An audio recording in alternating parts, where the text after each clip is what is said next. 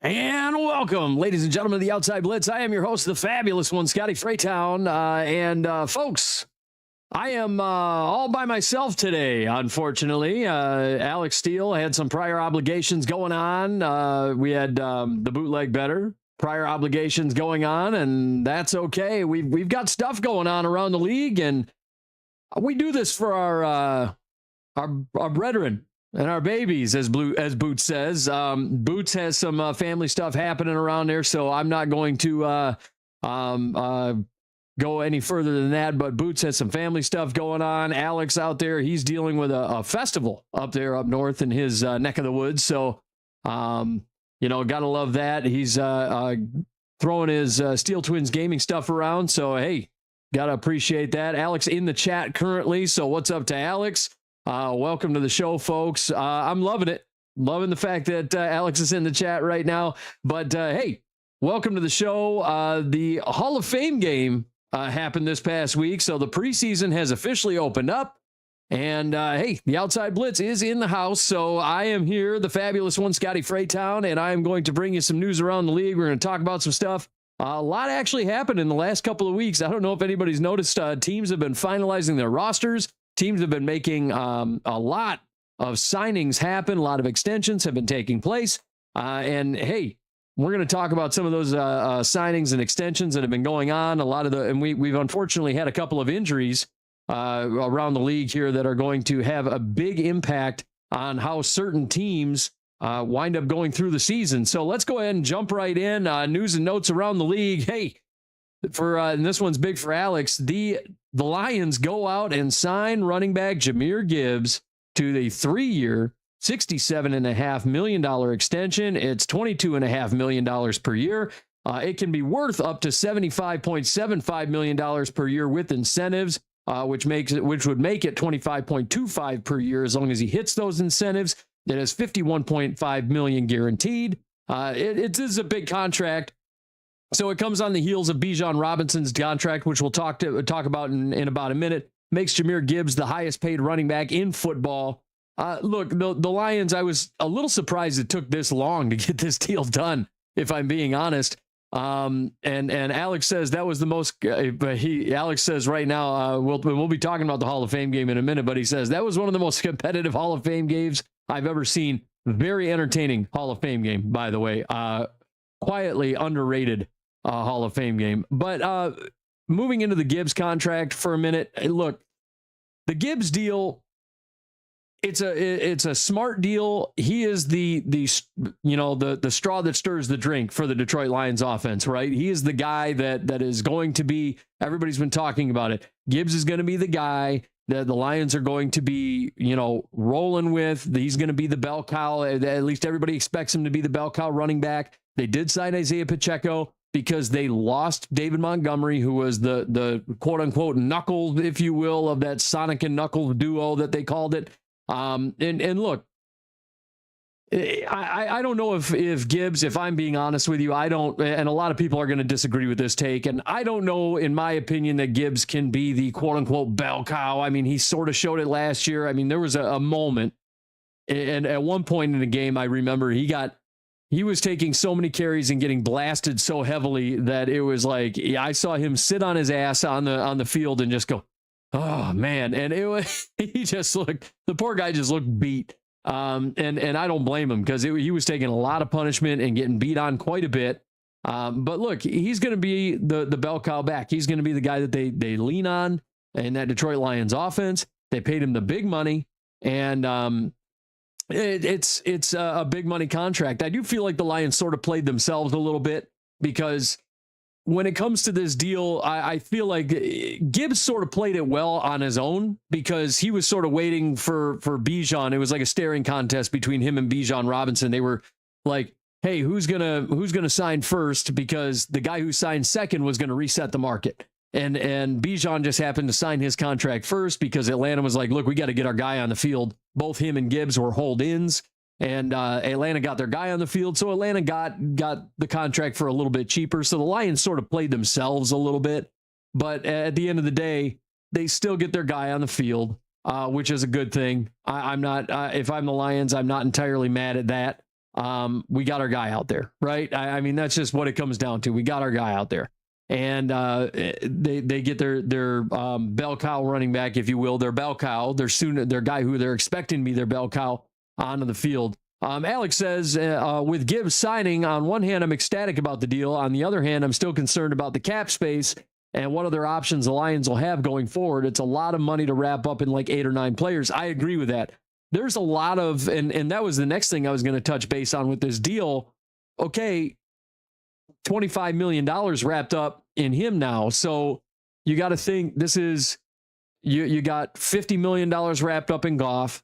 You got 30 million wrapped up in Amon-Ra. So that's 80 million right off the top, right? You got what, 25 wrapped up in Jameson Williams, 20 or 25 wrapped up in Jameson Williams. You've got 25 wrapped up in Gibbs. You've got, I think it's what, 20 million wrapped up in Kirby Joseph.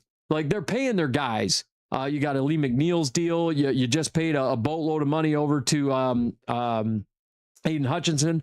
So, I mean, they're paying their guys, but there's going to be a lot of young blood that's going to have to come through that door. Laporta, if I'm not mistaken, just got paid. I mean, there's going to be a lot of new guys coming through the door via the draft. Brad Holmes is going to have to draft very well in the next couple of seasons. Obviously, drafted Derek Moore and Jimmy Rolder this last season.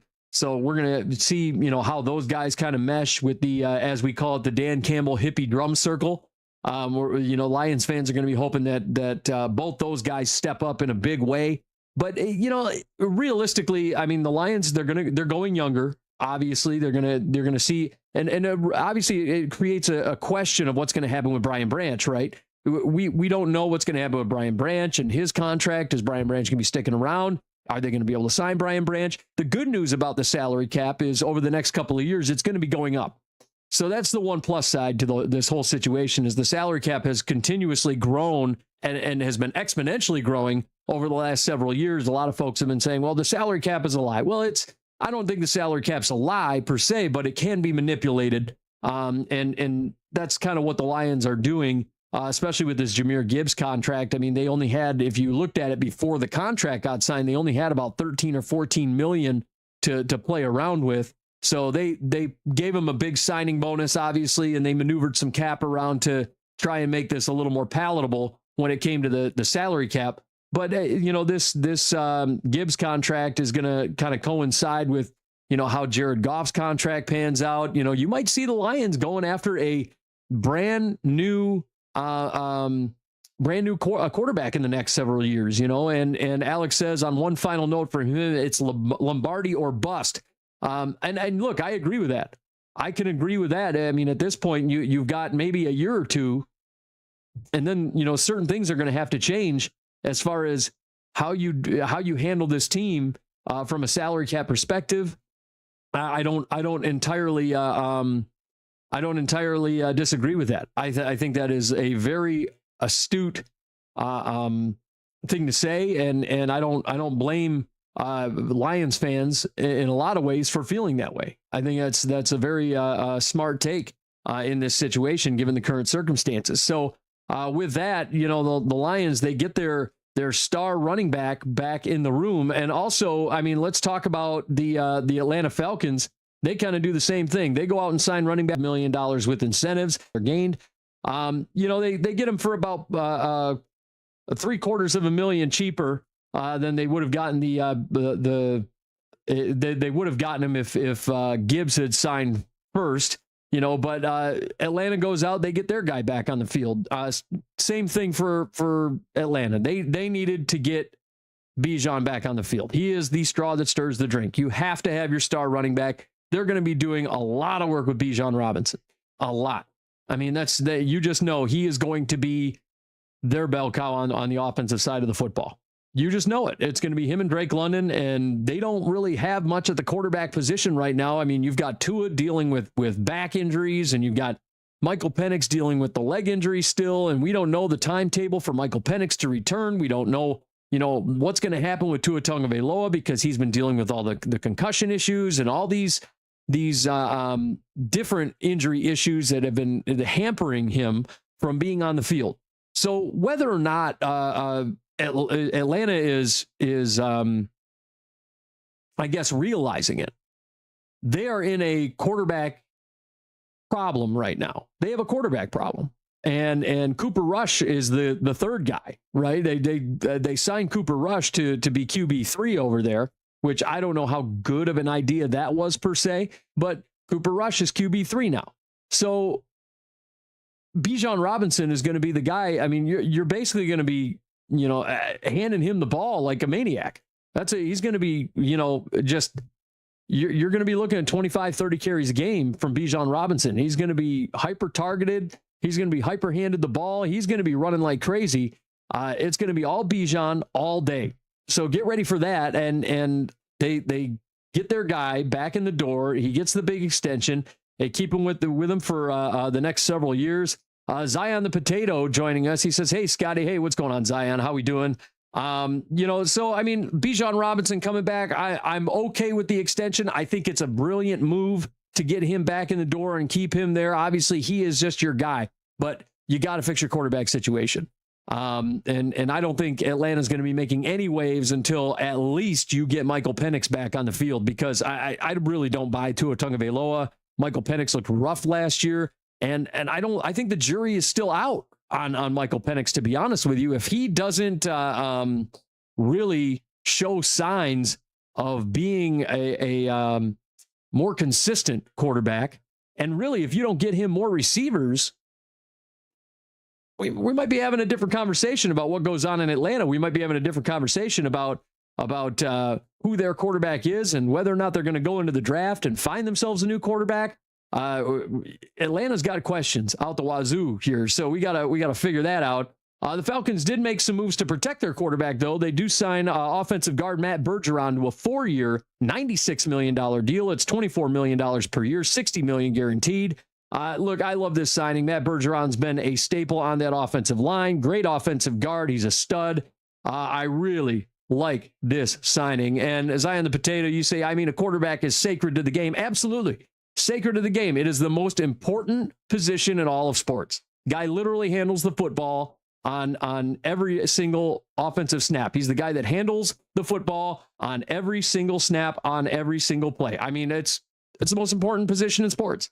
So, I mean, like, to me, you need a great quarterback, and you need to protect your quarterback. They do the right thing. They go out and sign Matt Bergeron to a long-term deal.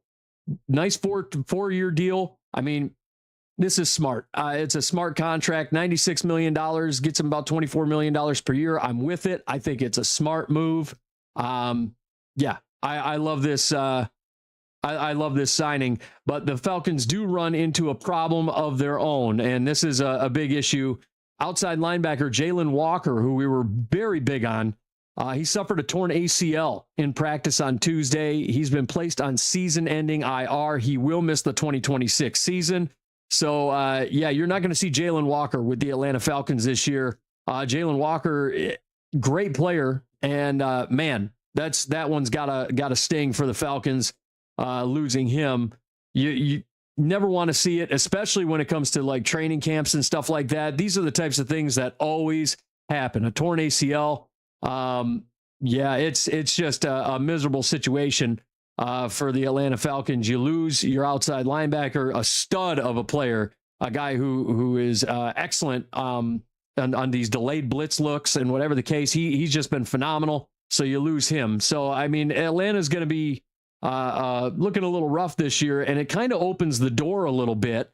If you really look at it, and we've been talking about it pretty extensively, this opens the door for the New Orleans Saints.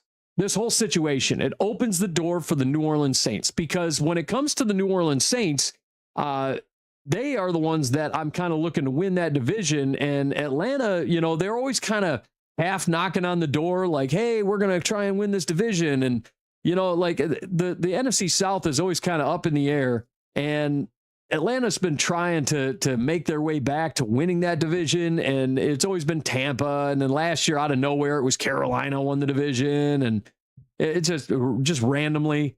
Atlanta doesn't look like they're anywhere near winning that division, and now it gets a little bit worse, here for them. And then Zion the Potato says, my favorite football player in general is the semi-new kid on the block, JSN. Have you seen the brother stats? Yeah, Jackson Smith and Jigbo, one of the greatest receivers in football today. He was actually the best receiver in football last season. Love him. Yeah, he's going to have himself a phenomenal year, I think, even in spite of the fact that he lost his offensive coordinator. Looking elsewhere, we've been talking about some of these running backs getting signed. Let's talk about Jonathan Taylor. The Colts, they go out and sign running back Jonathan Taylor to a 2-year, $44 million deal. It's $22 million per year, $39 million guaranteed. So all but $5 million of this is guaranteed. Jonathan Taylor, he's been a staple in the Colts offense for a while. Smart move. I don't really see any reason why you wouldn't sign Jonathan Taylor to a long-term deal, but it's starting to look like Jonathan Taylor is he's starting to get up there in the years a little bit. I think he's 28, 29 years old. We're getting a little older as far as running backs go. Running back shelf life, you're probably talking about, 8 years roughly is I think the average. And Jonathan Taylor is starting to get there a little bit. So, he's been in the league for about 6 so far. So you get him for about a 2-year extension, $22 million per year. Jonathan Taylor's a stud of a running back, very, very good at what he does. And here we are, the Colts, they got to keep him around. He is like the bread and butter of their offense. And we've seen Jonathan Taylor put up some really gaudy numbers in some key games over the course of the last several years. Almost a perennial 1,000-yard rusher. Got to love this signing. And it doesn't make him the highest paid running back, which, does not entirely surprise me because, Jonathan Taylor, he's not Bijan Robinson. He's not Jahmyr Gibbs. He's not at that point, right? He's not a spring chicken anymore. He's not the young hot running back, but he's still a very, very good running back and he deserved a deal. I'm surprised that the Colts didn't lock him down for at least a 3-year, but a 2-year deal. Okay. You get him on a 2-year extension. So that keeps him around for at least the next, I believe, 3 years, if I'm not mistaken. So, Jonathan Taylor is still going to be around with the Colts. But man, yeah, you can't, if you're the Colts, you can't let him go out the door. Jonathan Taylor does need to stick around. Another guy that needed to stick around with his team, the Ravens. They go out and sign wide receiver Zay Flowers to a 4-year, $140 million extension. That's $35 million per year, $108 million guaranteed. Zay Flowers, this one's kind of interesting to me. I understand the market. I understand the salary cap's been going up, so this kind of thing sort of happens, because right now with this contract, this puts him at $35 million a year. This means that Zay Flowers, if you look at it, technically on an average standpoint, is making as much as Justin Jefferson. Do I think Zay Flowers is as good as Justin Jefferson? No. But I do think it is just sort of a sign of the times because of the way the salary cap is going. This happens all the time. A guy that may not be as good as another player is going to get signed to a larger contract just because of the way the market is kind of floating. Zay Flowers, still a very good receiver, usually puts up about 1,000 yards a year. And he goes out and last several years, he's been the number 1 target for Lamar Jackson consistently. He's got a little bit of an attitude problem. We've seen that happen and we've seen that affect games in the past, whether it's in a playoff game or whatever the case may be. We have seen that. And in big time moments, Zay Flowers show off a little bit of an attitude, like get a penalty or two. And it's negatively impacted games for the Ravens in the past. Let's just call it what it is. But that being said, Zay Flowers has been a damn good receiver. Our good friend of the show, one of our co-creators of this show several years ago, Tyler Dean, he saw this contract take place over the last week and said, hey, if this guy doesn't give me, if Zay Flowers does not give me at least 1,400 yards this year, I am not sold on the signing of this guy. And I sort of understand where he's at because, that is a hell of a lot of money to be paying Zay Flowers. But at the same token, when it comes to Zay Flowers, it's just the sign of the market. As the salary cap goes up, certain players get paid more. That's just what happens. It's how it goes. As the salary cap goes up, salaries go up, and maybe a player that you wouldn't think like would get, like, to me, if the salary cap stayed the way it was a few years ago, Zay Flowers would probably be getting $30 million, right? He would not be getting paid as much as Justin Jefferson. It's just the fact that the cap went up, so more money's available, therefore the salaries went up too. And Zay Flowers getting paid as much as Justin Jefferson. The only reason is because the cap went up. But, at the end of the day, they go out and lock down Zay Flowers. In the next couple of years, because it is becoming a passing league, you're going to see wide receivers like Zay Flowers and a lot of other guys get paid even more money. You're going to be seeing $40 million contracts for a lot of these big-time receivers, Jamar Chases of the world, and Jackson Smith and Jigba's of the world, and all these kind of guys that are putting up these big numbers. You're going to see these guys getting paid whomping contracts. I mean, we already saw Jamar Chase get paid $36 million. So, I mean, it's already, going up. If I'm not mistaken, I believe Jackson Smith and Jigba just got 40, if I'm not mistaken. I mean, you're going to see wide receivers get paid massive contracts over the course of the next several years, and then they're going to hit 40 million, 41 million. You're going to see big numbers getting thrown around, bigger numbers getting thrown around. And it's very much like at this stage, it's like an early bird gets the worm type of situation. Justin Jefferson's $35 million contract, while it seemed expensive at the time, when he got signed, it seemed, oh man, they signed him to that massive contract. It's huge. Now that contract is like, well, wow, now we got him on a deal because we got him kind of early, So, I mean, people need to consider that, about 2 years down the line, that contract does look pretty light. So this contract down the line, and actually really right now sort of looks kind of light because it's $35 million, down the line, you're going to see $40 million contracts going for players just like this, that are, 1,100 yard receivers. So you're going to see that it's not going to be a huge issue down the stretch, especially as the salary cap continues to go up with all these deals and streaming contracts and whatever else happening. So, some folks are sort of panicked about that. Another guy getting signed, let's talk about the Titans. They go out and lock down left guard Peter Skoronski yesterday to a 4-year, $100 million deal. It's $25 million per year, $88 million guaranteed. It makes him the highest paid guard in NFL history.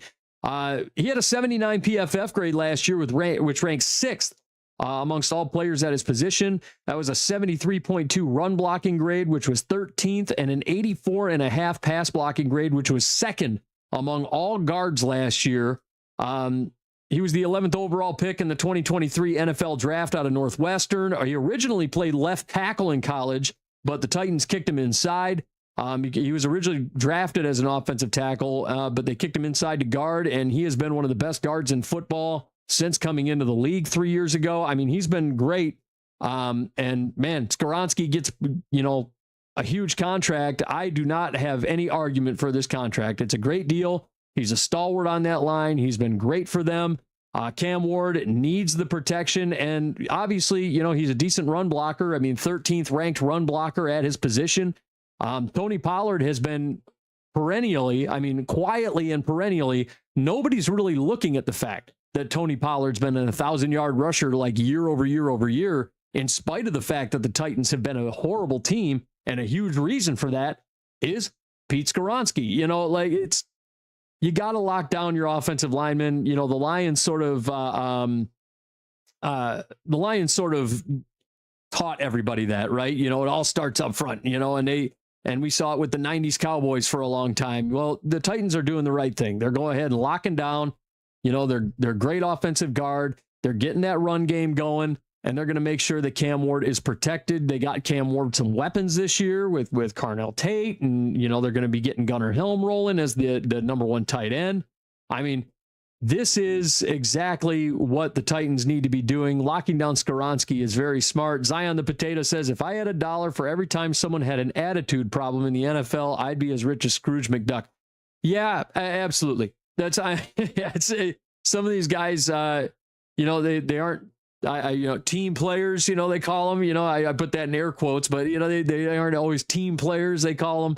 And we're going to be talking about one of those guys, with the quote unquote attitude problem. We'll talk about that in a little bit, but it's a common theme. You get guys that have attitude problems and they become a problem on the team, a locker room cancer, quote unquote, if you will. But back to Pete Skoronski. I mean, he's a stud on that line. He's a leader on that team. He's been a great player for the Titans. I love this contract. I think it's a smart move. It's a smart play. He's the highest paid offensive guard in football for a reason.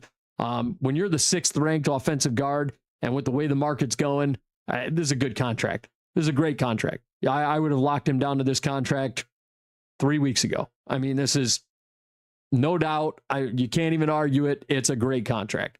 So Pete Skoronski gets locked down.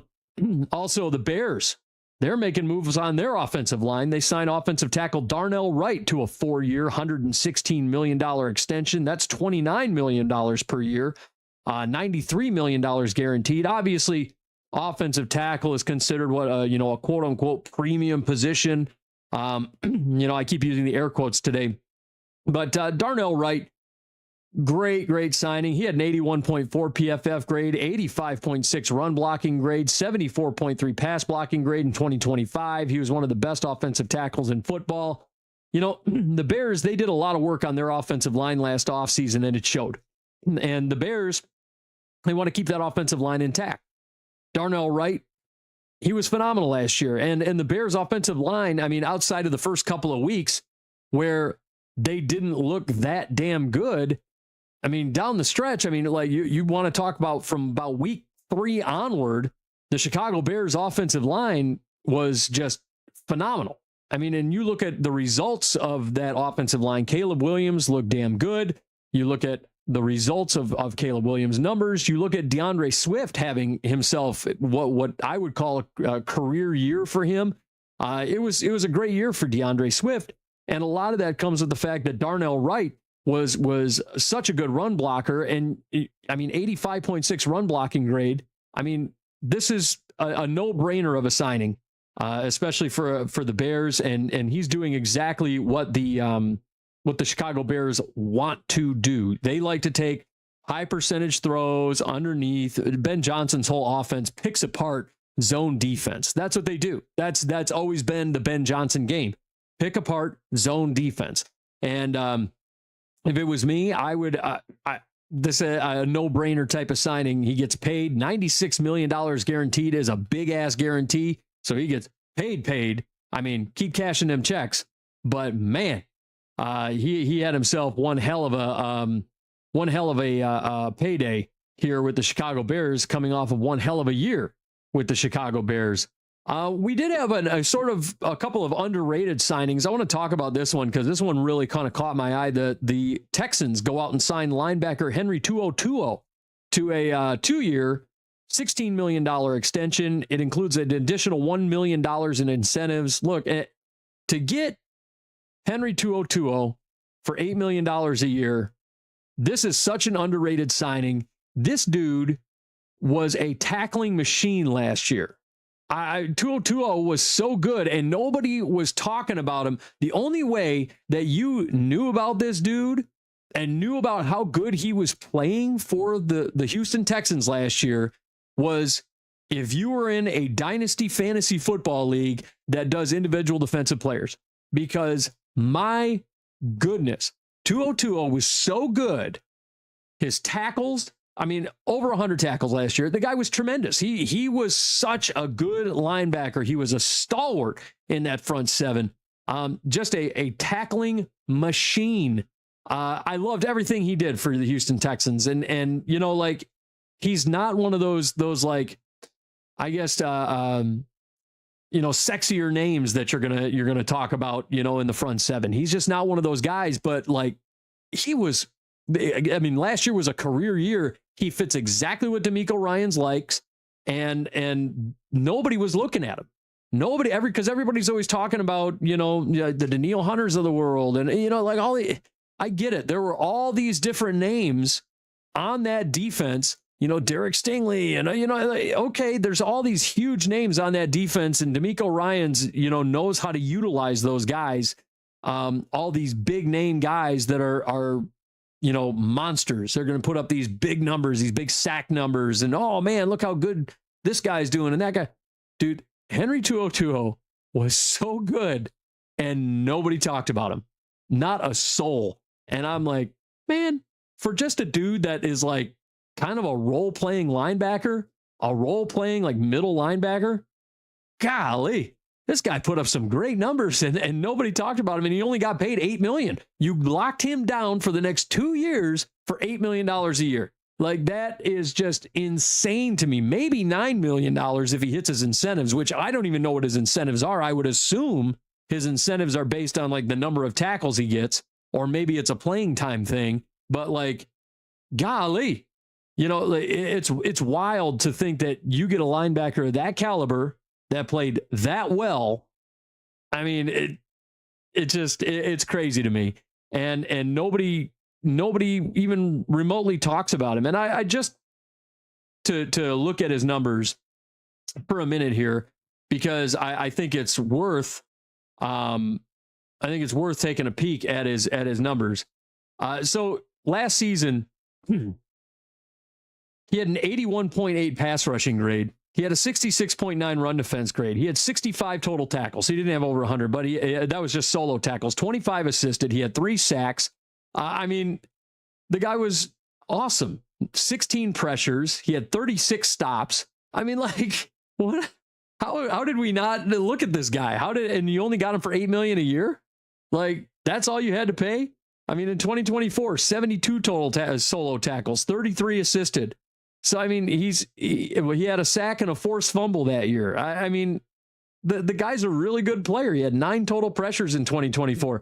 I mean, 81.8 pass rush grade last year. I mean, that should tell you everything you need to know about 2020. And he's improved year over year, because his first year with the Houston Texans, which was when he had a really bad coach, if you recall, he did not play well. But in 2025, when D'Amico Ryans gets there, or 2024, when D'Amico Ryans gets there, he gets better. 2025, he has a career year, 81.8 pass rush grade.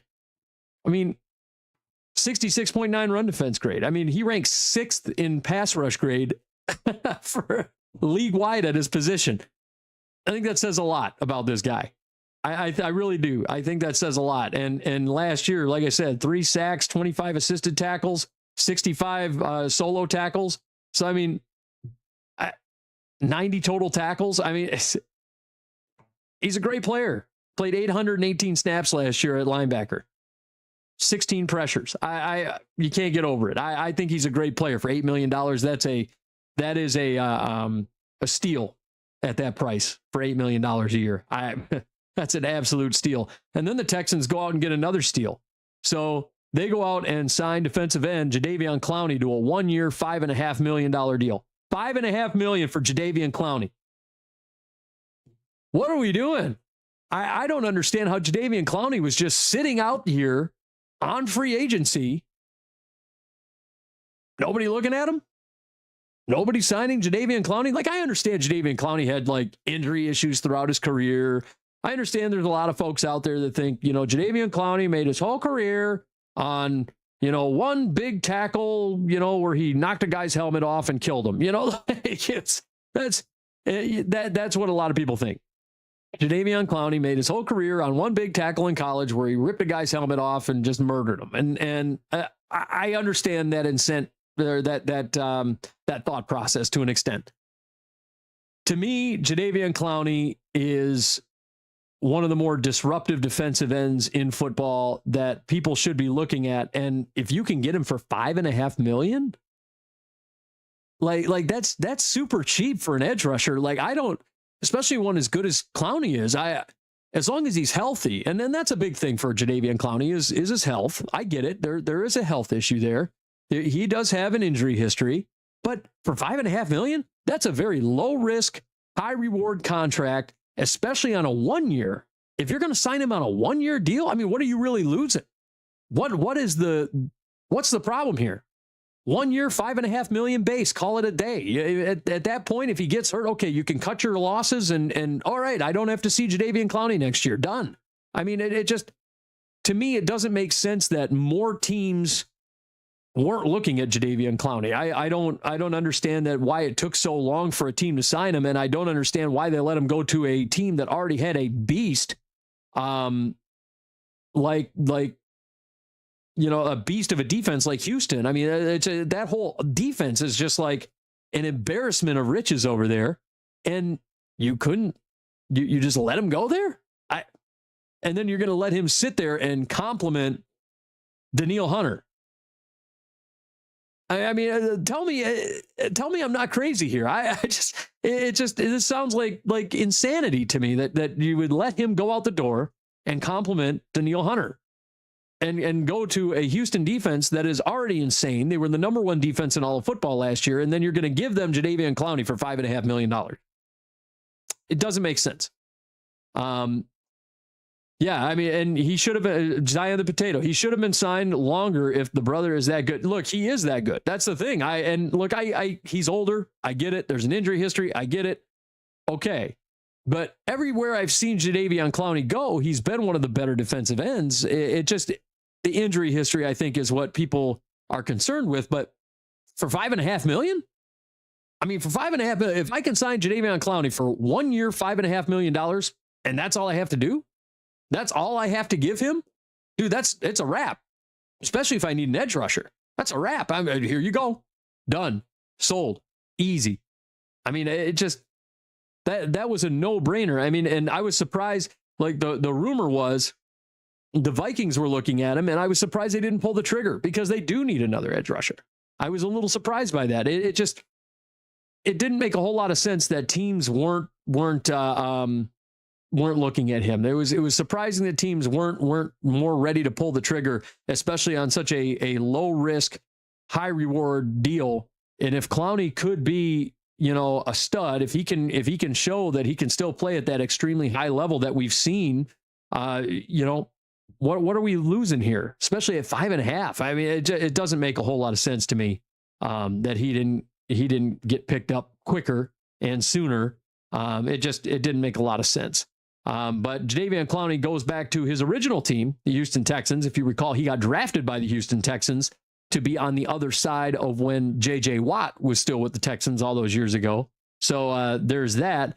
Another 1 year deal. Here's an interesting one. The Commanders go out and sign wide receiver Stephon Diggs to a 1 year, $12 million deal.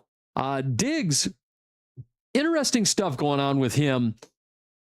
I know he was kind of persona non grata after all this stuff went on in the offseason. He had we had the whole issue with him allegedly choking his private chef, and that turned out to get thrown out, and he got absolved of all that nonsense. And then you hear about this stuff about, more sexual assault stuff and whatever else. It's just a lot of nonsense, a lot of off the field BS. And then, you had all the Patriots got rid of him. And I don't know if the Patriots got rid of him because of, the contract, or the contract was too big, or maybe they were going and trying to get, A.J. Brown, because they did wind up going out and getting A.J. Brown from the Eagles. There's a lot that goes into the Stephon Diggs ordeal.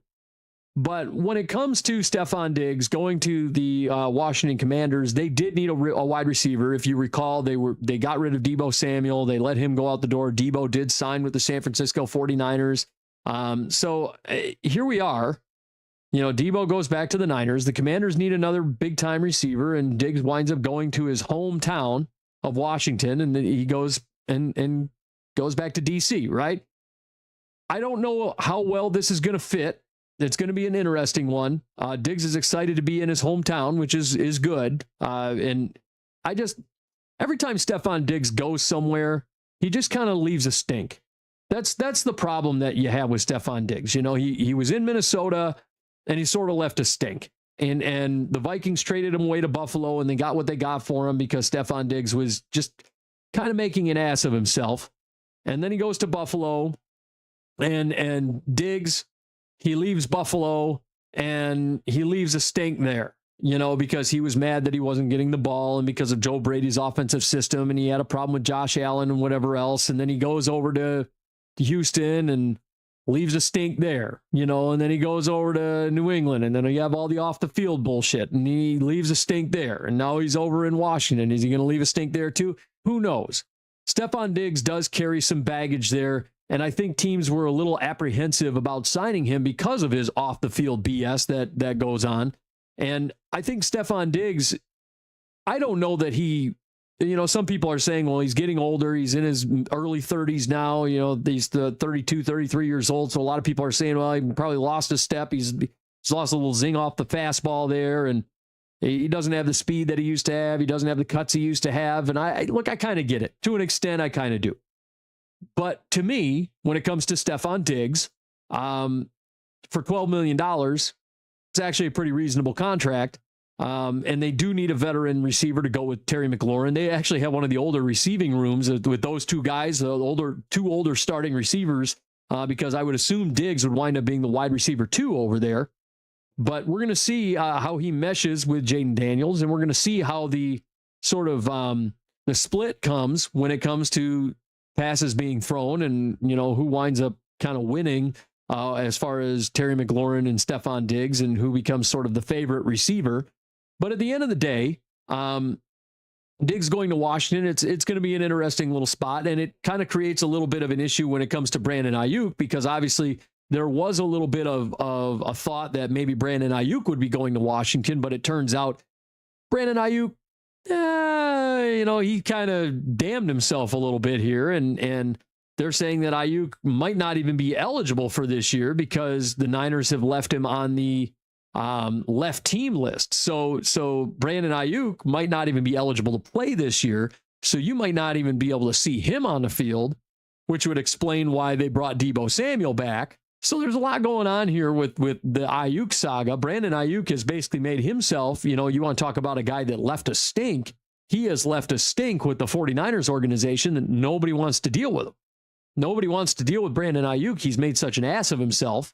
So instead of dealing with Ayuk and all of his BS and trying to execute a trade with the Niners, the Washington Commanders say, well, up yours. And they go out and they go out and sign Steph Diggs. And I don't blame them for $12 million a year on a 1-year contract. Again, low risk, high reward. You pick up Diggs on a cheap deal, and it's a 1 year, so it's short term. And if Diggs doesn't work out, you can send him out the door, and he kind of fills a role. He's what we call a mercenary. That's kind of what he does. So that's what he does. And Zion the Potato says, they just said, kiss my ass. And that's exactly what they did. The Niners told Brandon Ayuk, kiss my ass with all your off the field Instagramming and your Twittering and whatever else. Kiss my ass with that. And then the Washington Commanders said, kiss my ass too, because, he started all that trouble with Jaden Daniels and started saying stuff to Jaden Daniels online. It was just a big waste of time for the Commanders. They wanted nothing to do with it. And I don't blame them. So, I mean, even though Diggs leaves a stink, right now he's leaving a far less of a stink than Brandon Ayuk. And frankly, I think Brandon Ayuk has played his last down of football in the NFL. I think teams don't want to deal with him. I think they don't want to deal with him, or I don't think they want to see him. I think they don't want to hear his big mouth. He's almost turned himself into like an Antonio Brown situation, which it's gotten that bad. I mean, he's turned himself into the next Antonio Brown. It's bad for Ayuk, but it's an interesting little spot for Washington to be in. Another interesting spot for Washington to be in, by the way, corner Ahkello Witherspoon. He has retired after 9 seasons. He was a 3rd-round pick in the 2017 draft. He signed with Washington in free agency this year, but has since opted to retire. A little surprised by this retirement because he did sign with Washington in the offseason. But Ahkello Witherspoon retires. He gets placed on the retired list within the last week. So you lose Ahkello Witherspoon. You lose one of your top corners that you thought was gonna come in, but it explains some of the signings that they made at the DB position over there with the Commanders. So it doesn't exactly surprise me that I was kind of wondering why they were signing all these corners out all of a sudden. They signed a veteran corner from Miami last week, and then now this kind of explains it all. But we're going to see kind of how that goes. But Ahkello Witherspoon goes out the door for the Commanders, and but they've already kind of got his replacement. Moving into, we talked about the Niners a little bit. Let's keep talking about him. Wide receiver Ricky Pearsall. He will undergo knee surgery. He's going to miss the entire 2026 season. So that explains the signing of Deebo Samuel last week. We knew Pearsall, they were a little, the knee injury was a little sketchy after last year, so he injures his knee last year, and then he had some swelling because of the knee injury that was going on in camp. And then it was like, all right, they're going to be a little iffy with him, right? They're going to take it easy with him, and they're going to make sure it was a little touch and go. Is he going to be on the field? Is he not going to be on the field? What's going to go on with Ricky Pearsall? Well, it turns out season-ending surgery is happening. That's just what they're going to do. They're going to give him season-ending surgery. Ricky Pearsall is gone. He's going to be out for the year. So it's going to be the Mike Evans, Deebo Samuel show out in San Francisco. And let's not forget about Deshaun Stribling as well. Stribling is just a guy that I think people are sort of sleeping on. The Niners went and picked him up late in the first or second round. He was a really solid pick, and I don't think enough people are kind of talking about him. I like Stribling a lot. A lot of people kind of have been leaning into him. If you are in a dynasty fantasy football league, which I am, and Alex is also in the Dynasty Fantasy Football League. A lot of people have been leaning into Stribling a little bit, and I wouldn't be surprised if Stribling has himself a nice little year as the wide receiver 3. But you got to remember, Mike Evans, a little bit of a history of injuries. Deebo Samuel, a little bit of a history of injuries. So don't be surprised if you see Stribling end up getting a bigger role with the 49ers. And Brock Purdy, people are kind of touch and go with Brock Purdy. I know last year he had a little bit of an injury issue, a little bit of an injury bug, but people are a little touch and go with Brock Purdy and what he's going to become moving into this year. Look, Brock Purdy is a good quarterback, and look, he's gonna end up being phenomenal this year. I think he's going to have himself a really good year. I think people are sleeping a little bit on that 49ers offense a little bit, and Brock Purdy, as long as he's healthy, you're going to see them do really well. Zion, the Legion of Boo's been gone for a long time, although that Seahawks defense does look phenomenal right now with Mike McDonald at the helm. Also, the 49ers, they go out and sign another receiver. They got wide receiver Kadarius Hodge on a 1-year deal. He played for the Falcons last year in 2025, quietly had himself a couple of really interestingly good games. Kadarius Hodge, he had a hero game actually at one point on prime time, if you remember last year. But Hodge, quietly a good signing. He's not going to be a wide receiver 1 by any stretch of the imagination. He might be a wide receiver 3, wide receiver 4 range, but good signing, good depth move, a good 1-year deal. You're going to get him on a cheap deal. He's the kind of guy that can step in. He's going to make some decent plays for you at certain points. And he's the kind of guy that will make a splash play every now and then. I like Kadarius Hodge. For a cheap deal, this is a really good deal for the Niners, and they get themselves a little more depth in that wide receiver room. This is kind of going hand in hand with the Ricky Pearsall injury, so that becomes a thing. So get ready for that. I actually don't mind this signing at all. Also, the Raiders, you want to talk another interesting signing. The Raiders signed running back Dare Ogunbowale. There we go. That's such a hard name to pronounce. Ogunbowale to a 1-year deal.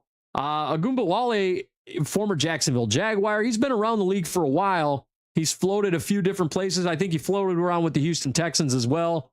Goes to the Raiders here. Another depth signing, 1-year deal. They get a decent running back. Look, he's an interesting one. The moments that Ogunbowale has stepped in, he's done well for the Jacksonville Jaguars, and he did well for the Houston Texans. There have been a couple of occasions where he's had some interesting games where it's like, hey, Ogunbowale, not bad. I like him. He's sort of a change of pace back, got some speed to him, got some fall forward to him. I like him a lot. I think that's a really nice little 1-year depth signing. Could be a RB3, RB4 type. But, the Raiders are pretty loaded at the running back position. Obviously, they have Ashton Genty over there, and they got Mike Washington in the draft that I think Me personally, I think Mike Washington's going to take that job from Ashton Genty. As good as Ashton Genty is, Mike Washington just, something tells me that he's going to be the guy that takes that job over there for the Raiders. But I digress. I think that's going to be one of those guys. Also, a guy that could get signed, and we talked about him a little bit last week, Taysom Hill. Taysom Hill has been, so he said that he's not going to return to the Saints, which I get. But also, Taysom Hill said he'd be interested in coming back if the right opportunity presented itself. And he's obviously mid to late 30s now. He's been in the league for a while. He's a former New Orleans Saint, but he's not going back there. And then we kind of floated the idea, oh, well, I could see the Broncos going after him. Sean Payton's over there. Well, lo and behold, this week, Broncos head coach Sean Payton did come out and say that the Broncos will explore possibly signing free agent tight end Taysom Hill. So Taysom Hill, sort of a Swiss Army knife player. He's been around with the Saints. They've used him in every single role you can think of. A tight end, a receiver, a quarterback, a running back. He's been used everywhere. You remember for a while, it was he was kind of viewed in the same vein that Jimmy Graham was trying to be viewed in as that offensive weapon. That's kind of what he is. Taysom Hill, he's going to get signed to a decent deal over there with the Broncos if Sean Payton wants him. I think that's the most ideal and probably the smartest landing spot for him. If you want a team that's actually going to use him to his fullest extent, you go to the Denver Broncos. That's the only spot that makes sense for Taysom Hill. I would, if I was him and the Broncos came knocking, I'd be like, all right, dude, I'm coming. Because not only is it a spot where the head coach knows you and your skill set and you could be beneficial to that head coach and that team, but it's also a spot where that team is on the cusp of winning a Super Bowl. Like if you look at how that team is built and you look at how far that team got last year and you look at what they became, I mean, they got all the way to the AFC title game. And really, we said it on the show multiple times. If Bo Nix is playing in that AFC title game, we're having a different conversation about who was playing in the Super Bowl last year. And so, I mean, to me, if I'm Taysom Hill, I'm considering the Broncos and only the Broncos. That's the place I'm considering. Otherwise, if it's any other team, I want to see a boatload of money being thrown my way. That's just where I'm at. There better be a lot of money being offered for me to go anywhere but the Denver Broncos. That's what it comes down to. I mean, it's the only place that makes sense. So Taysom Hill is out there. Also, we had a few injuries out there. First of all, the big one, the Bears defensive back Kobe Bryant is expected to miss 8 to 10 weeks. He suffered a hyperextended knee, bone bruise, and a small fracture in Monday's practice. He did sign with the Bears this offseason after winning a Super Bowl with the Seahawks this last year. So Kobe Bryant will be out for 8 to 10 weeks. That one is going to hurt.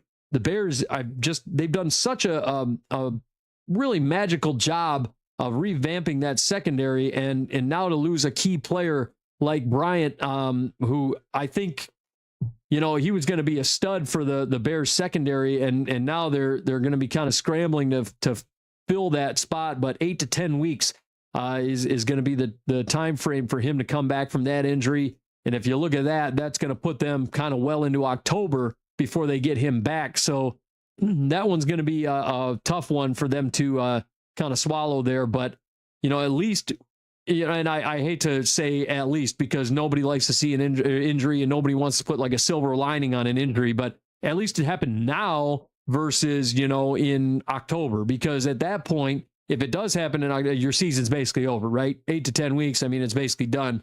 But Kobe Bryant, he's going to be out for the next 8 to 10. So you probably won't see him till I would assume probably about the first week of October for the Chicago Bears this upcoming season. Also, Cardinals running back Trey Benson, he had a flare-up in his surgically repaired knee, so the team is now playing it safe with his return. Benson, if you recall, I mean, we were real big on Trey Benson coming out of Florida State a couple years ago. And so far, and I don't know if it's been just an injury thing or if it's just been an offensive coordinator thing or because I'm still not big on Drew Petzing, and who's now the Lions offensive coordinator. And I feel like Trey Benson has just not panned out the way we thought he was going to pan out. He was so good in Florida State, and it's just like, man, we really thought Trey Benson was going to be the guy over there in Arizona, and a lot of people thought that, and myself included. Boots thought it. I mean, we really were high on Trey Benson, and man, he just hasn't panned out in Arizona. And now the injury happened last year to his knee, and then he was out for the rest of the year, and now here we are, Trey Benson. It's like that knee injury is just not. Alex did think it. We all were hot on Trey Benson. We were looking at it. He was in that draft, it was Jonathan Brooks, Trey Benson, and both Brooks and Benson both have been, not really that great coming out of that draft class. We thought both of them could be great, and Brooks suffered the ACL, and he hasn't really been on the field. And when Benson's been out on the field, he's been suffering injuries, and he just hasn't really panned out. I don't know how much of it's a Drew Petzing problem or a Jonathan Gannon problem or even a Benson problem. You just don't know. But at the end of the day, Trey Benson really hasn't panned out. And it's tough to see. And now they're going to have, they're continuing, because he had the flare up with the knee injury. They're going to continue playing it safe with him coming out there in Arizona. So we're going to see what happens with Trey Benson. But obviously they have Jeremiah Love, who they just drafted out of Notre Dame, and he's going to wind up being the bell cow out there. They still have James Conner, who's, trying to make his way back from injury. They also have Tyler Algier, who they just signed, and Algier was obviously a little frustrated after signing a deal, and everybody kind of thought, well, Algier is going to be the guy. Why would Arizona go after Jeremiah Love? Because they signed Tyler Algier. And and Jeremiah Love got drafted anyway by Arizona, which was kind of a surprising interest by Arizona to want Tyler Algier. But that's going to be an interesting little dynamic out there as far as that running back room. Also an injury for the Titans, Alec Ayomanor. It's a guy I always joke about his name because it's very hard to pronounce for me for some reason. Ayomanor. He injured his shoulder in practice, though. Head coach Robert Saleh says that he's currently being evaluated. They'll have more information in a few days. But Ayomanor actually had himself a really nice season last year for a rookie that was on a very bad offense on a very bad team. The Titans obviously were, picking very early in the draft, and here we are. So Alec Ayomanor, he's in the good news for the Titans is they have a pretty stacked wide receiver room. If you look at their wide receiver room situation, you have Alec Ayomanor, but you have Carnell Tate, who you just drafted very, very early in the draft. And then you also have Wan'Dale Robinson, who you just picked up from the New York Giants, who was the number one receiver basically last year for Brian Daboll, who was the former head coach with the New York Giants. So he's now the offensive coordinator for the Tennessee Titans. The only reason he was the number one receiver over there with the Giants is because Malik Neighbors went down. But, he knows Brian Flores' system. Or I'm sorry, not Brian Flores, Brian Daboll's system. So that's kind of what it is. So at least they have, the two main guys are there. Ayomanor would have probably been the wide receiver 3, but this is going to be kind of an interesting situation to kind of look at. We got to see who is going to wind up being, if it's going to be Chimere DK or whoever else. We got to see who's going to wind up being the wide receiver 3 over there. I would assume it's been a battle between Ayomanor and Chimere DK. So we're going to see what happens over there with the Titans. Also, Jets first round rookie, tight end Kenyon Sadiq. He's currently dealing with a core injury. He's likely going to miss a few weeks, but he will reportedly still be ready for the start of the season. That's kind of a tough one. Kenyon Sadiq out of Oregon, he was the most touted tight end out of this draft. A lot of people were really big on Kenyon Sadiq, myself included. Boots, Alex, we were all big on Sadiq. He goes first round to the Jets. They loved him. When a guy misses training camp, whether it's injuries or whatever, a holdout, whatever the case, when a guy misses training camp, generally speaking, it's not a good thing. Because when a guy misses training camp, we're going to see an injury. A lot of times an injury happens middle of the year, we saw it with Brandon Ayuk when he was a holdout and he got hurt in like week 7. And then we didn't see him for the rest of the year because he missed training camp and he wasn't ready for the season. Now we're going to have Kenyon Sadiq missing time, missing training camp. He's going to come in, be ready for week 1. But how quickly are they going to get him out there? How quickly is he going to be ready for everything? We don't know. But Kenyon Sadiq dealing with a core injury when he was set to be one of the key cogs in your offense, that's a little problematic. But they still do have Garrett Wilson over there. So, I mean, they still do have some really good receivers over there. So get ready for that. And last but not least, let's go ahead and talk about an interesting little plot twist with the LA Rams. Look, I already had the Rams favored going into this season. This was pre-Myles Garrett trade. I had the Rams favored as the Super Bowl winners. This is when they had Jared Verse still on the team. I had them projected as the Super Bowl winners. This was before. This is when they had revamped their secondary. This is when I had them projected to win the whole thing. And I just thought that team was too good offensively. I thought defensively they were still a damn good team. And then they revamped their secondary and it just got bigger and better from that. They went and got Trey McDuffie. I mean, they basically stole both the corners from the Chiefs and plugged them into their defense, right? I mean, it was just almost a no-brainer to say the Rams are going to win the whole thing. Because, I mean, they were basically right on the doorstep. They damn near beat the Seahawks. Sam Darnold played the game of his life to get into the Super Bowl. He had to. And then the Myles Garrett trade happened, and it was like, okay, we're getting even further, right? I didn't think the Myles Garrett trade was necessary for them to get into the Super Bowl, but I think it was just them like, all right, we're pushing all of our chips to the middle of the table. I didn't think the Myles Garrett trade was a necessary action for them to get to the Super Bowl. I think they could have kept their team exactly how it was, and they could have made the Super Bowl and probably won the thing. But then we get this. So retired defensive tackle Aaron Donald worked out for the Rams and has been working out for the Rams for the last week for a potential comeback, and it's looking like he's going to make his way back. He flew his speed trainer out.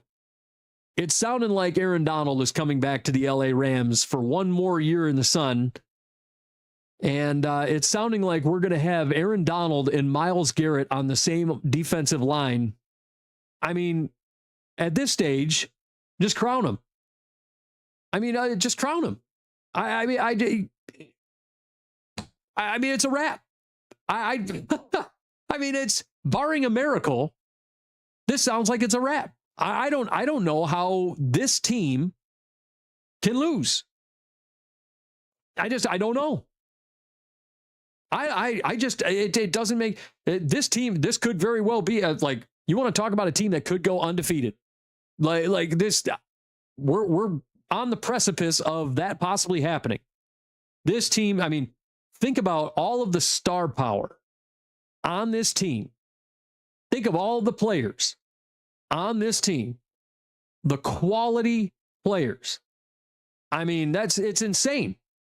It's just insane. Who's going to beat this team? I mean, like if Aaron Donald comes back, I'm gonna pull up their depth chart because just so we can have a peek at what the Rams depth chart looks like for the upcoming season. So on the offensive side of the ball, just so we're clear, you have Matt Stafford, who's coming off an MVP season. Kyren Williams at running back, Puka Nacua, who is arguably one of the best receivers in football, led the league last year in receptions, if I'm not mistaken. Devontae Adams, they have Jordan Whittington as their wide receiver 3, so they probably need a better receiver at wide receiver 3. Colby Parkinson, who had a great year at tight end last year, Alaric Jackson, Steve Avila, Coleman Shelton, Kevin Dodson, Warren McClendon, all at their offensive line position. Okay, so they got their offensive line basically returning. Then you go down to their defense. Kobe Turner, who had himself a great year. Poona Ford. Braden Fisk, the kingpin, as we call him. You get Byron Young, Nate Landman, who another guy, that's another dude who had himself, you want to talk about 2020 who had a great year. Nate Landman was another one. Great year for him. Omar Spates, Myles Garrett, and then you can basically replace Poona Ford with Aaron Donald, because that's how it's going to go. Jalen Watson, Trent McDuffie.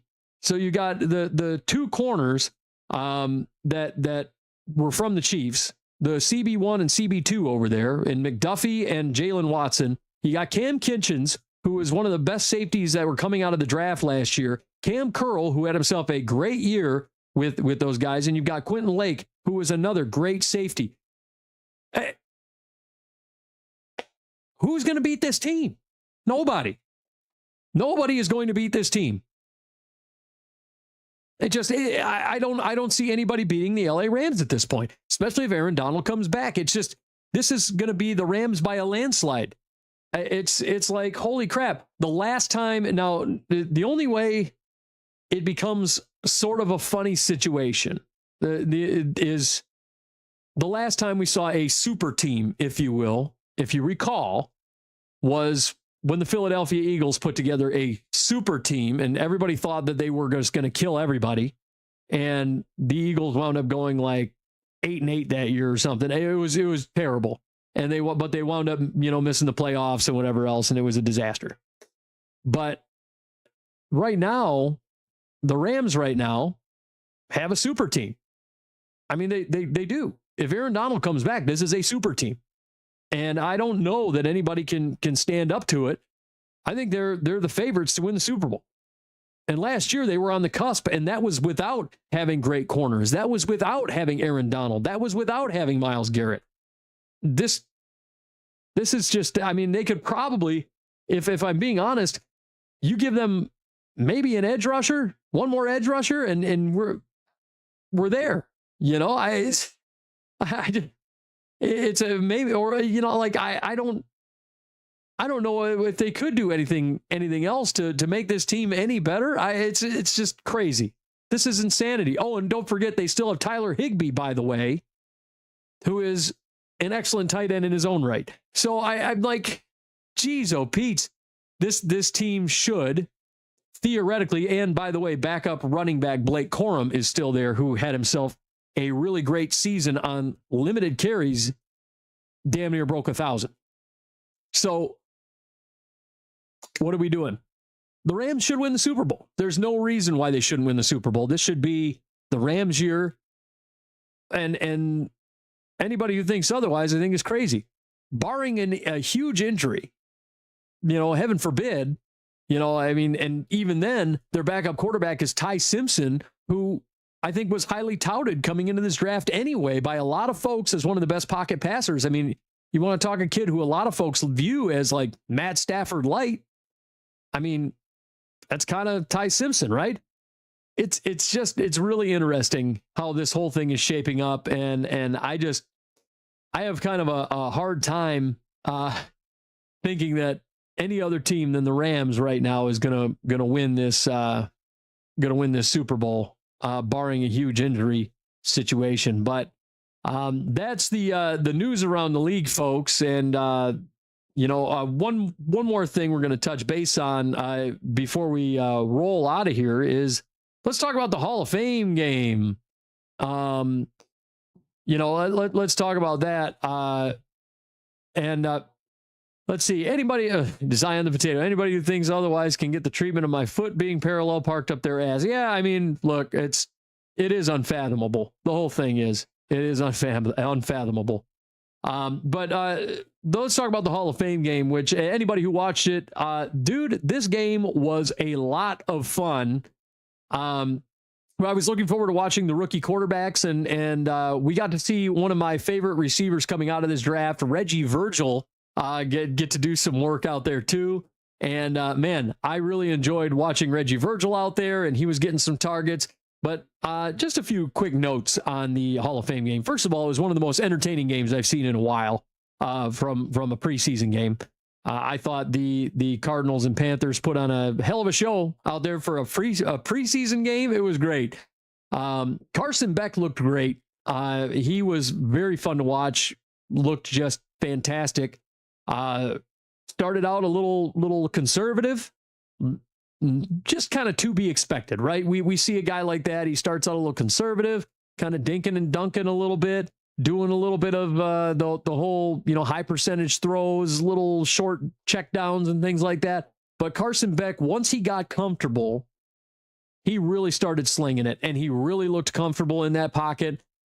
Man, I said on the Bold Predictions episode, if you listen to that I thought Carson Beck was going to wind up being the starting quarterback of the Arizona Cardinals at some point throughout the season. I still believe that. I think Carson Beck is going to win that job. I really do think Jacoby Brissett is sort of shitting his britches here, that he doesn't realize. I don't think he realized just how good Carson Beck was going to be. I understand it's preseason, but Beck looked like a seasoned pro out there, and I was very impressed with Carson Beck and the way he played in a preseason game. Even though, look, I understand we're taking on 2s and 3s and 4s, and I get it. It's preseason, but I thought he looked really phenomenal out there, and he looked very comfortable. Fans were really talking a lot. You could see Twitter kind of blow up how good Beck looked, and how people were just going, wow, he's really looking good. So we're going to see what he does in the coming weeks. I hope he kind of continues to have the same results. If he can show that same level of consistency, we might be having a different conversation about who's the quarterback with the Arizona Cardinals. Jacoby Brissett, I mean, the Cardinals may be going, man, we just wasted $22 million on Jacoby Brissett. So we'll see how that goes.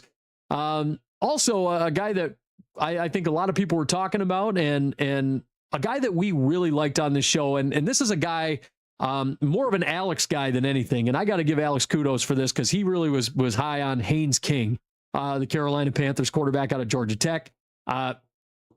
We all liked Haynes King, but he was an Alex guy for sure. Haynes King, man, there's some technical issues with the throwing. I'll say that first. I realize that there was, some footwork problems, a little bit of accuracy issues. I get it. Haynes King looked really good. He scrambled well. He threw the ball on the run. The offensive line really wasn't giving him a whole ton of time, and he was still making plays, throwing on the run, did some really good bootleg passes. He looked really good, and he led that game-winning drive very last minute. He was great down the stretch in that game. The Hall of Fame game was one of the more entertaining games I've seen in a long time. Watching Haynes King and Carson Beck just kind of duke it out there was just so fun. It was just a great time. I look forward to seeing hopefully a game like that every year at the Hall of Fame game. I know we probably won't get a game like that every year, but it was one of the best games out of the preseason that I've seen in a long time, in a lot of years. So it was a good time. But Haynes King is one of those guys where, like, I really think that any starting quarterback for the Carolina Panthers should be looking over their shoulder, because with a little development, Haynes King could be really, really good. He could be a really great quarterback for the Panthers. I think he could be a starter. And not enough people are talking about that, because, man, he looked better than Kenny Pickett. He could be QB2. He should be QB2. Kenny Pickett looked horrible for the Panthers. Horrible. I was not impressed with Kenny Pickett one iota. And Haynes King showed every single thing that you want to see. He was a gamer. He scrambled. He battled. He picked up tough first downs. He slid when he was running, and that's one thing Carson Beck needed to work on. He needed to slide, because I saw that run by him. He dove head first, and I went, "Eesh," and sort of cringed a little bit. I thought it was concussion city, but he was fine, thankfully. But, Haynes King, he did miss a wide open throw. I get it. There was a wide open receiver that was running down the sideline. I mean, it was a jailbreak too. I mean, that receiver was open, and that should have been a surefire, 100% touchdown. I get it. But, and he overthrew the receiver. But, these are things that, he's an undrafted guy. These are things that you coach. These are things that you develop. And I understand we're at the NFL level, but you can develop this kid. And I really think there's going to be, he's going to have the ability to be developed long term. So get ready for Haynes King. I think the Carolina Panthers are going to be looking at a starting quarterback down the line when it comes to Haynes King. But with that, folks, that's our show. I know it's a shorter one. One-man episode, one-man army here today, but that's okay. I got you an hour and 15 minutes. We're going to be, I'm getting out of here. I got a graduation party to go to. So we're going to be heading over there. But before we get out of here, I just want to give a shout out, first of all, to It's Your Time Massage. Amanda's a wonderful massage therapist. She does excellent work. She's the best in the Metro Detroit area. If you're looking for a massage and you need one and you're in the Metro Detroit area, you need to go to It's Your Time Massage. Amanda's the best of the best. You can find her at iytmassage.com, or you can find her at It's Your Time Massage LLC on Facebook, and get yourself a massage. She does Swedish and deep tissue massages. If you're looking for CBD oil for a little bit extra, you can get CBD oil. You can get red light therapy. You can get foot sugar scrubs. You can get all that good stuff. You got to check it out, iytmassage.com, or you can find her out at It's Your Time Massage LLC on Facebook. Book yourself an appointment. And remember, folks, it's your time. Also, let's talk about I Ate Cookies Out of the Trash. It's a great book by Tammy Pruitt. It's an inspirational guide based on her real life experiences dealing with body image and eating issues. She shaped her book with her struggles and how to overcome them. And then it's supported with research-based facts accompanied by her professional advice as a registered dietitian. And look, she lets others know that they're not alone with their struggling with the self-love and the body image and disordered eating. And listen, she's not your stereotypical health guru who runs 7 miles a day and judges people for the kind of unhealthy food they eat. And listen, she's the friend you never had. She's the kind that encourages you and motivates you to rise above all of your dilemmas. She takes you on a ride down memory lane where life pitted challenges against her and what she did to get through them. It's a wonderful book, a wonderful read, and it reads like a conversation, not a boring one. You got to check it out. I Ate Cookies Out of the Trash, and she will tell you the story of why she ate cookies out of the trash, but you got to check it out. I Ate Cookies Out of the Trash. You can get it on all the .coms. You got to go to Amazon.com, BarnesandNoble.com. You can check it out on Amazon Books. You can find it on Apple Books. You got to go on the .coms. You got to take your keyboard and you got to go on, and you can get it on hardcover. You can get it on paperback. You can get it on the Kindle. You can do that. You can get the electronic version. You can do that. So you got to check that out. Also, let's talk about the artist formerly known as Big Willie Dubs Gaming, now known as No Shot Bot TTV, is a part of a gaming team known as Team MVS. You get it there? Yeah, I get it. But you got to check out No Shot Bot TTV. Will's an excellent streamer. He's a part-time streamer with full-time ambitions. He is consistently inconsistent, he says, but he is a streamer dad. He's a hard-working guy over there. You can find him on Twitch. You can find him on Kick. You can find him on Facebook. You can find him on the TikTok. There's my old man moment for the day. But you got to check out No Shot Bot TTV. Yeah, he's an excellent streamer. His stuff is very entertaining. Does mostly first-person shooter stuff, but he does do some other stuff on his channel. Sometimes he does the Hot Ones challenge, which I really enjoyed. Sometimes, I did the nasty jelly bean game with him where we were eating nasty jelly beans, and I ate a booger-flavored one, which wasn't very fun at all for me, but very fun for the viewers. He also threatened to shave his beard off, and his wife was in straight panic mode about that. But it was a good time, so you got to check it out. No Shot Bot TTV. And also, if you like video games and you like theater, you got to go check out Steel Twins Gaming. Alex and also the brother channel, Steel Twins Andy. You got to check out both these channels. These guys do an awesome job on their channel. They are very consistently on. They do Nostalgic Mondays. They do their voice acting, which is arguably one of the absolute best things that I've seen in a long time. They take a game that has a lot of dialogue and they go through and they reenact the voices.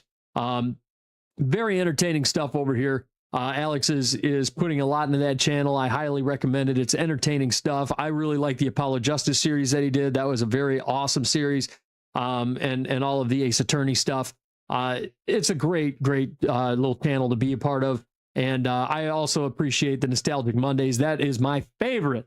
I love old games. As you can see right behind me here, if you can see right back here, I've got Tecmo Super Bowl chilling in my, I've got a Retron 3, so I play Tecmo Super Bowl all the time. So if you guys want to check it out, you got to check out Steel Twins Gaming, and you can check out Steel Twins Andy. I would highly recommend checking out both those channels. Awesome stuff over there every single week. They're putting out great content. check them out. And folks, that's our show. And obviously you can check us out. The Outside Blitz, we're going to be coming at you weekly. Football season's right around the corner. We're on X, we're on Twitter, or X Twitter. They're the same thing. We are on YouTube. We are on Kick. We are on Twitch. We are on SoundCloud. We are on Apple Podcasts. We are on Odyssey. We're on, you name it. We're there.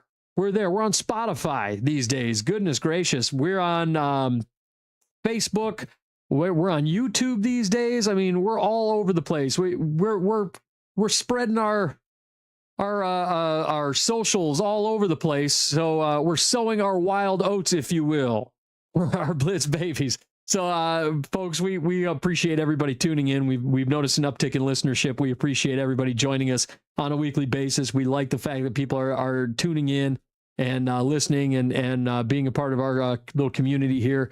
I know a lot of folks have been just jumping on and commenting. Zion the Potato today was with us a lot. So we appreciate you jumping in with us and commenting and stuff like that. I appreciate you, brother. So with that, folks, that's our show. And next week, hopefully Alex and Boots will be back with us. But with that, we'll see you next time right here on the Outside Blitz. You're probably talking about us, by the way, because we're the only thing to talk about.